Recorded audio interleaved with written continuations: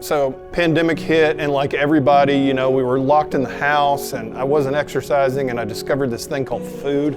And I was sitting in a bad chair for like 17 hours a day doing my work. But the bottom line was I had a piece of my disc bulge and then break off. Folks, I gotta tell you this, it was the most intense pain that I ever had.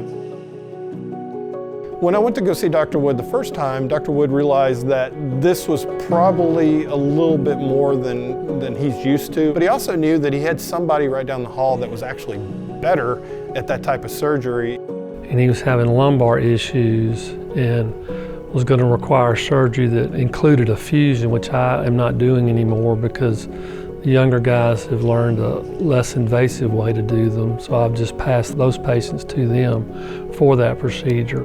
After we went through a trial of medical management, medications, physical therapy, if I remember even some injections, and he wasn't really getting any better.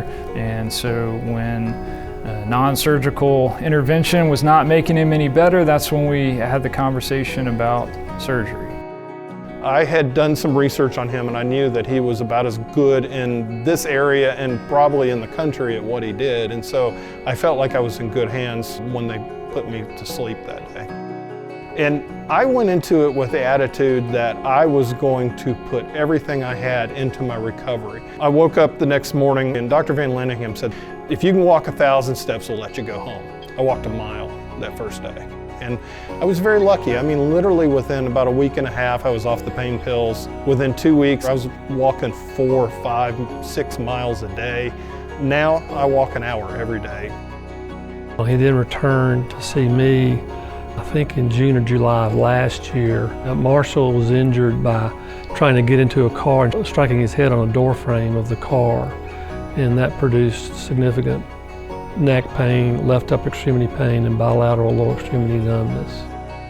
I had hit my head on the second one, and that was an accident. It literally caused 2 discs to jut out and nearly sever my spinal cord. He underwent a 2-level anterior cervical discectomy and fusion at C5-6 and C6, C7. Even with the top, he was trying to figure out the least he could do on the surgery, and he did. I mean, I thought I was going to have to spend the night in the hospital, and I went home that day. I think he's had a good result from both surgeries. I think they've both been beneficial to him. And he's done his part, and I think he's accomplished a lot, and I think he feels he's in a better place than he was before those surgeries. In Marshall's case, to see that he's back doing pretty much everything that he wants to do is really gratifying, and I'm glad to see that he's doing that well. My story wasn't going to be that I had back surgery. My story was going to be how well I recovered from back surgery. And so my main thing about recovering and knowing that was that I had to put in the work. It was up to me. The doctor had done what they needed to do, and I needed to do what I needed to do. My biggest problem right now is I forget that I've had back surgery, which is amazing considering how much work I've had done. And they did their part, but they also helped me set up a plan for me to be able to do my part and do the work. But they're going to also look for the most conservative way to do healing, which is what you want. At the end of the day, if you're in pain, go see the doctor.